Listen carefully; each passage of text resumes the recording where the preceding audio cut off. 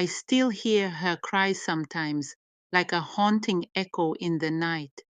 It's a sound that chills me to the bone, a reminder of a love that turned sour and a life that fell apart.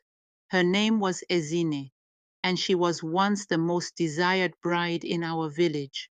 But now she wanders alone, her cries filling the night air, a shadow of the woman she used to be. Ezinne wasn't always like this. She was beautiful, with skin like polished wood and a smile that could melt hearts. Men would flock to her father's compound hoping to win her hand. But Ezinne was never gentle. She had a harshness to her, a coldness that made her difficult to love. And as time went on, that harshness grew until she was left alone. In those days, everyone in our village talked about Ezinne's beauty. She was the kind of woman that people couldn't stop admiring.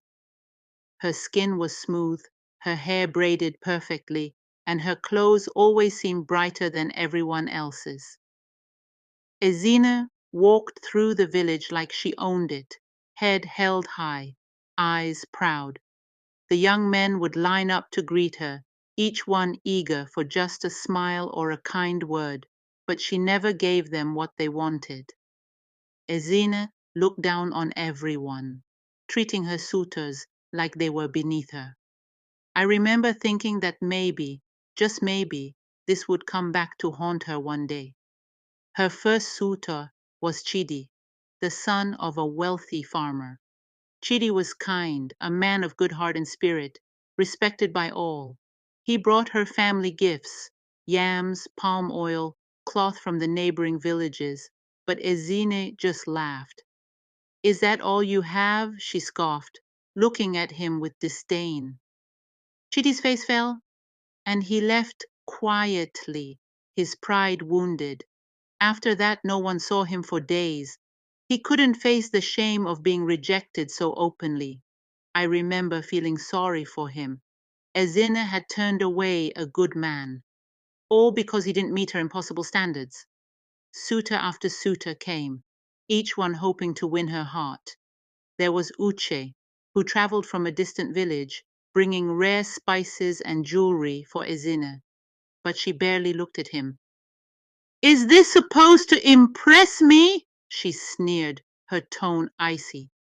Then there was Emeka, a strong hunter who offered her the finest animal skins and tales of his bravery, but Ezinne only rolled her eyes, dismissing him with a wave. I watched as each suitor left, defeated, their heads hung low, and each time Ezinne grew colder, more distant, as if no one would ever be good enough for her. People in the village began to talk about Ezinne. They whispered about her harshness, her cold heart. Some of the older women said she was cursed, that no woman so beautiful could be so cruel without consequence. The men, once captivated by her beauty, began to look at her with suspicion and even fear. But Ezinne didn't care. She walked through the village like a queen, ignoring the whispers and the sidelong glances. In her mind, she was above them all. She believed she deserved the best, and no one else's opinion mattered. One day, an elder named Baba Ifeanyi, known for his wisdom, approached Ezinne. My daughter, he said gently, a woman's beauty is not just in her face, but in her kindness. Be careful. Pride is a dangerous thing. But Ezinne only laughed, brushing off his words as if they were nothing. I watched as Baba Ifeanyi walked away, his shoulders slumped, his heart heavy. He had seen many things in his lifetime, and I could tell that he sensed trouble coming.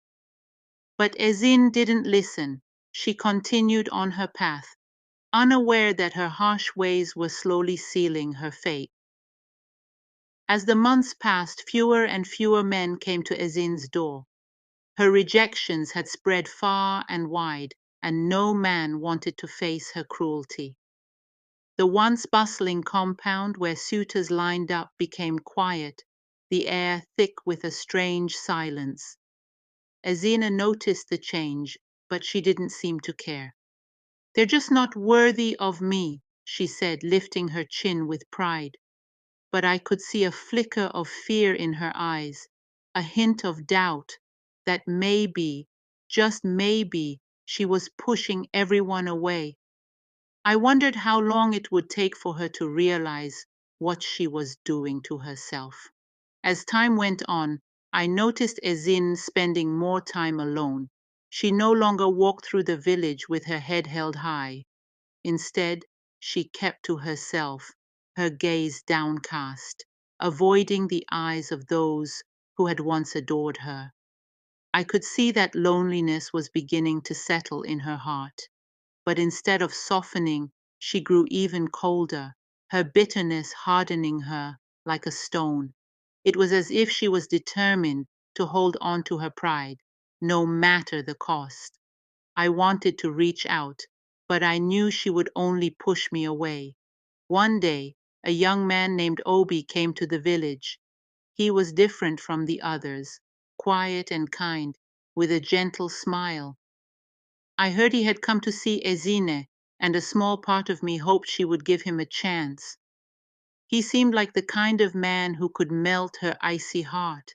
But when he arrived, Ezinne barely looked at him. She scoffed at his gifts, turning her back on him without a second thought.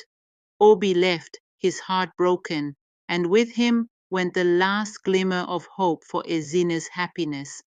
After Obi, no more suitors came. The villagers stopped speaking of her beauty, and the young men avoided her like a plague. Mothers warned their sons to stay away, calling her the cold-hearted one.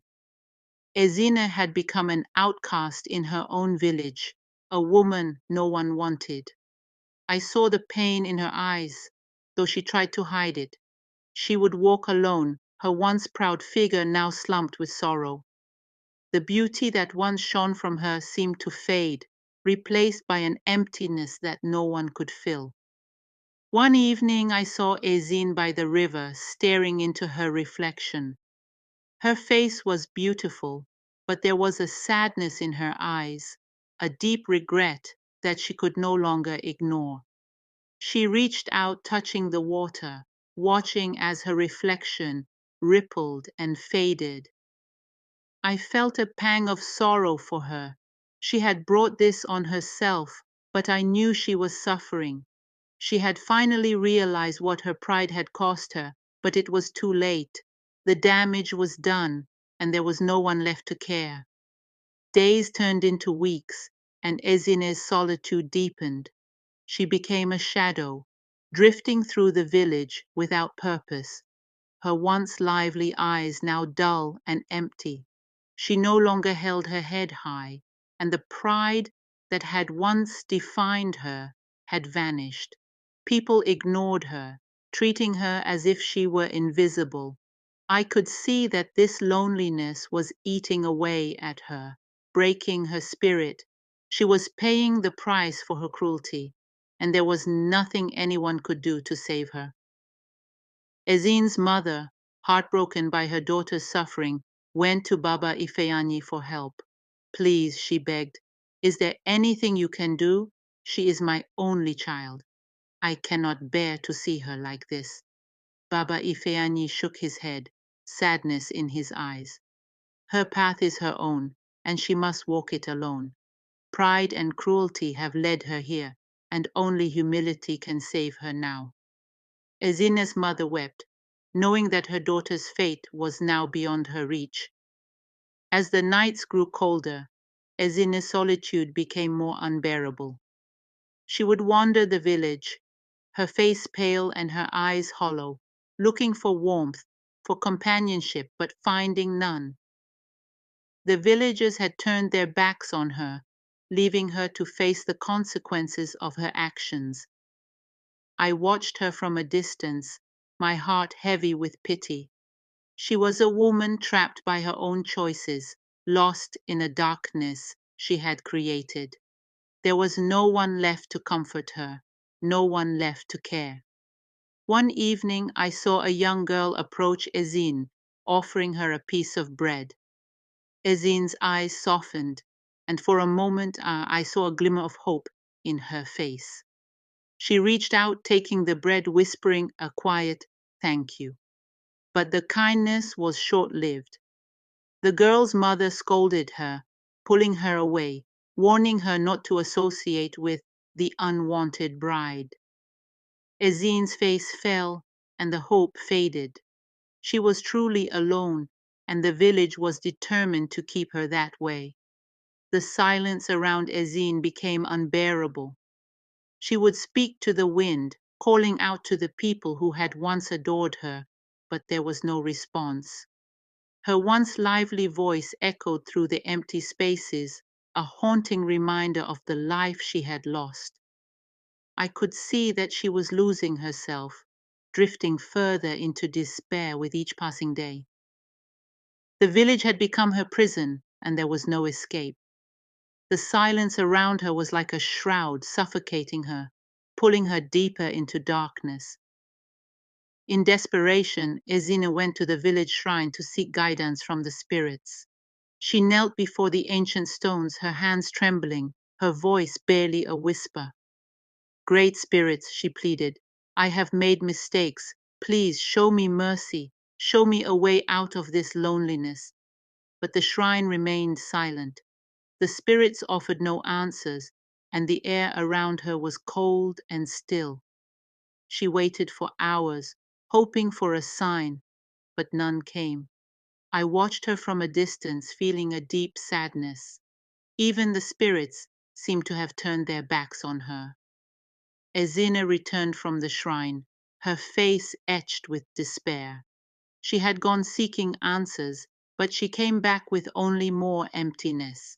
The weight of her choices pressed down on her, and she walked with a heavy heart, her shoulders slumped, as if the world itself was pushing her down.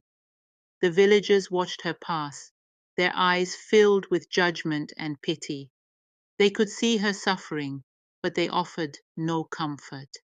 She had hurt too many people, and now she was alone, bearing the burden of her own actions.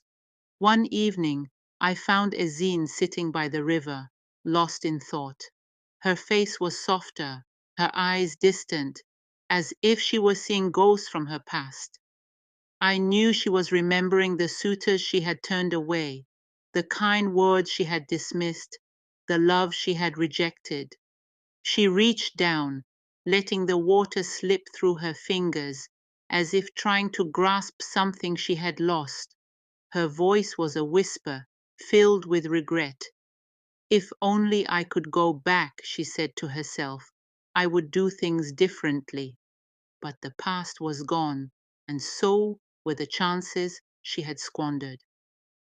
Ezinne began to change. She started greeting people, offering smiles and kind words, hoping to mend the bonds she had broken. But her efforts were met with coldness and distrust. The village had not forgotten her harsh ways, and they were not ready to forgive.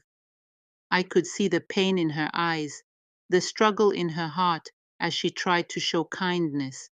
She wanted so desperately to be accepted, to be loved, but her past loomed over her like a shadow, a reminder of the damage she had caused.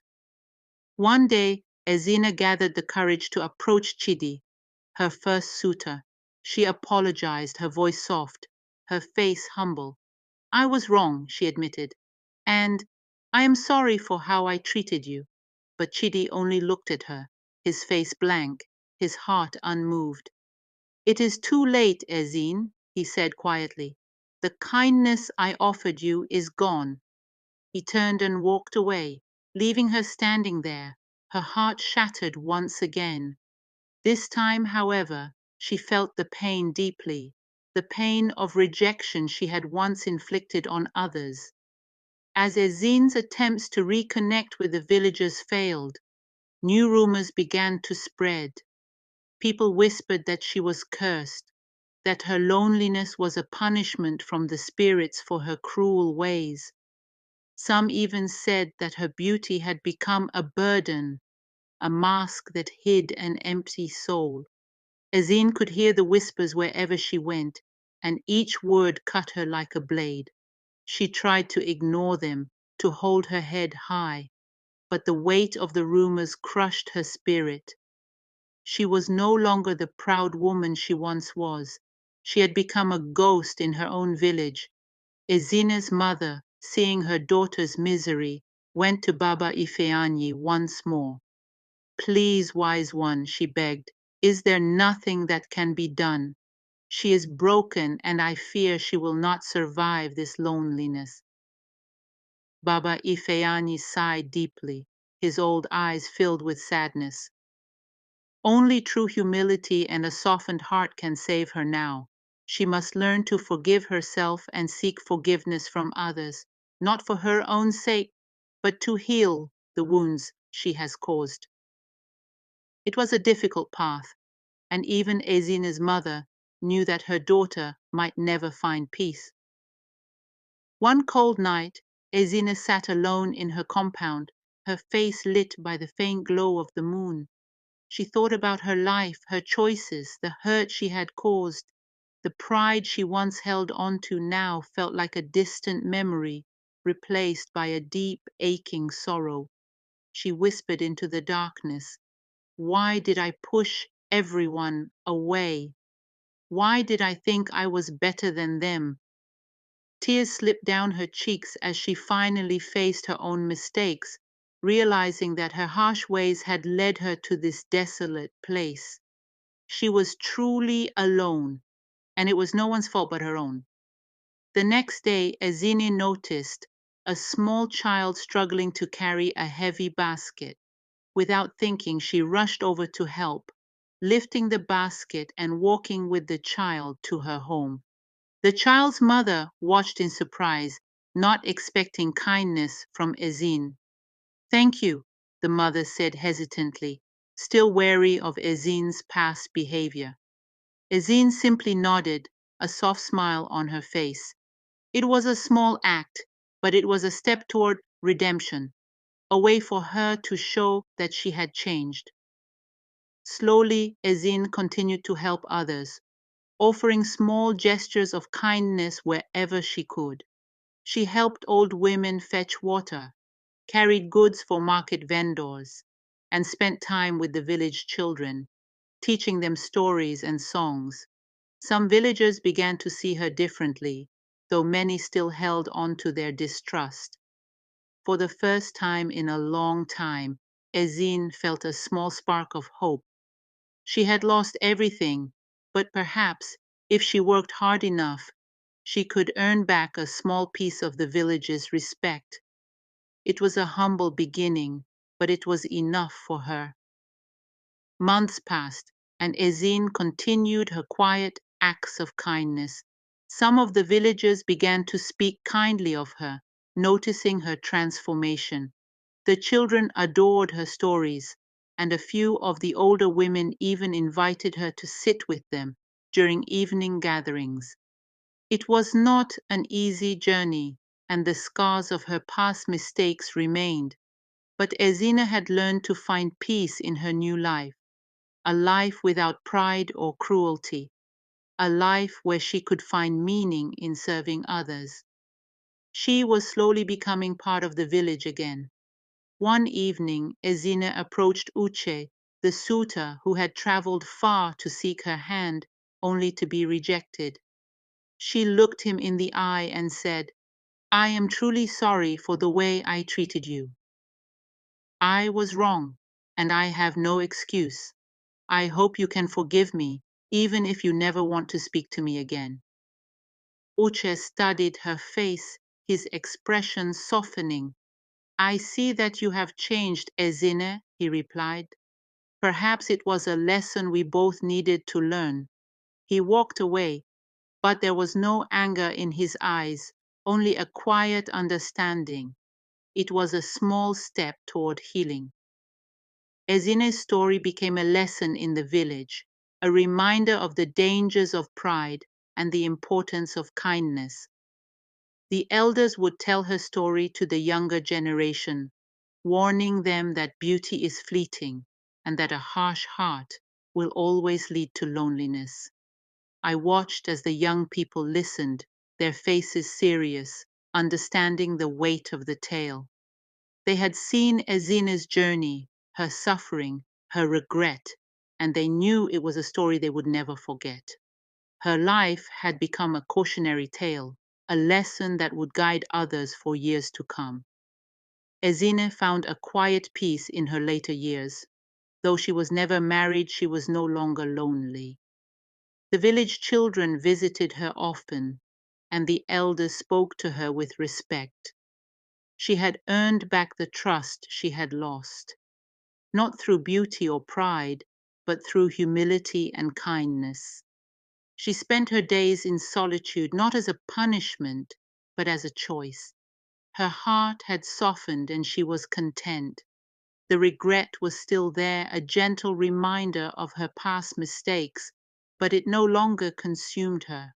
She had found a new purpose, and in her solitude, she had found peace.